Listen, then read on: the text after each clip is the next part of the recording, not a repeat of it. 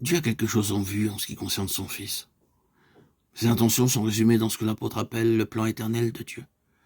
Plus nous pénétrons le ministère de ce plan éternel, plus notre esprit s'ouvre au vrai sens, à la vraie portée de ce témoignage de Jésus.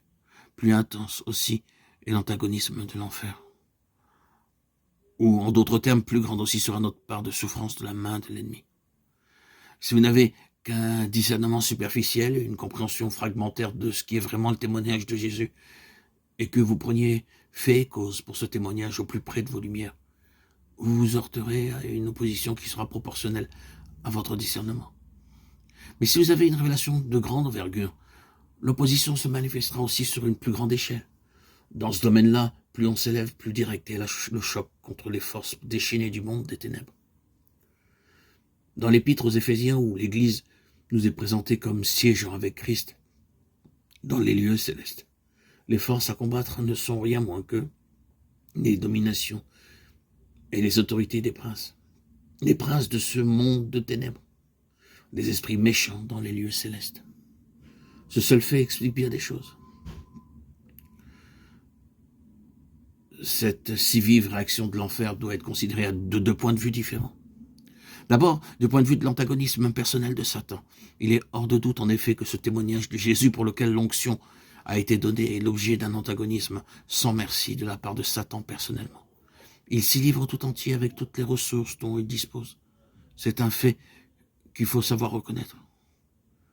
Mais il y a cet autre fait à considérer. Cet antagonisme n'existe et ne subsiste que parce que Dieu, dans sa souveraineté, le veut bien.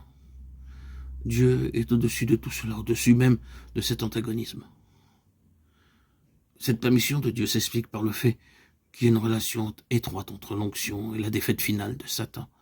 L'univers, en effet, doit être délivré à jamais de sa présence dans un avenir plus ou moins rapproché.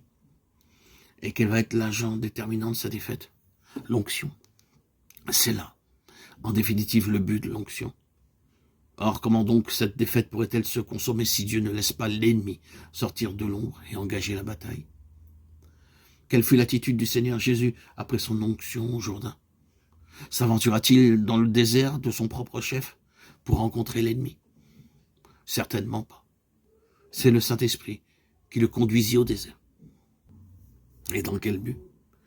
Dans le but précisément de manifester grâce à l'onction qui reposait sur lui un triomphe absolu sur le chef du royaume des ténèbres. L'antagonisme de Satan est évident. Son animosité ne connaît point de limite. Mais l'onction divine dont le Seigneur Jésus est revêtu est une réalité qui surpasse tout ce que l'ennemi peut aligner de force adverse. La victoire est assurée. C'est revêtu de la puissance de l'Esprit que le Seigneur revient du désert.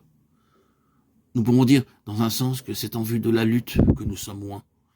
Et cette onction, en vue de la lutte a pour objectif la défaite de l'ennemi.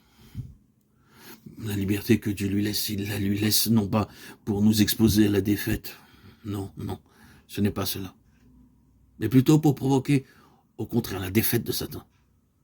N'est-ce pas merveilleux? Il est écrit de Pharaon, je t'ai suscité à dessein pour montrer en toi ma puissance, et afin que mon nom soit publié par toute la terre. Ainsi Dieu lui laisse en quelque sorte la bride sur le cou, simplement pour démontrer qu'il peut, lui, avoir raison de n'importe quel déchaînement de force adverse. Ce sont là des choses auxquelles nous ne pensons pas assez quand nous nous trouvons aux prises avec l'ennemi. Ne l'oublions pas. Si Dieu lui permet de concentrer son antagonisme sur l'onction qui est en nous, c'est simplement pour donner à cette onction l'occasion de triompher de Satan. À cet égard, nous ne pouvons nous empêcher de penser que l'ennemi est bien aveugle. Dieu l'a aveuglé. S'il savait que l'onction contre laquelle il se dresse va avoir raison de lui, quel sens y aurait-il de sa part à pousser l'attaque plus loin? Mais c'est là justement que la souveraineté de Dieu apparaît sous son vrai jour. Ainsi donc, tôt après son onction, nous voyons David attaqué dans sa personne et menacé dans sa vie. Tout cela simplement à cause de l'onction.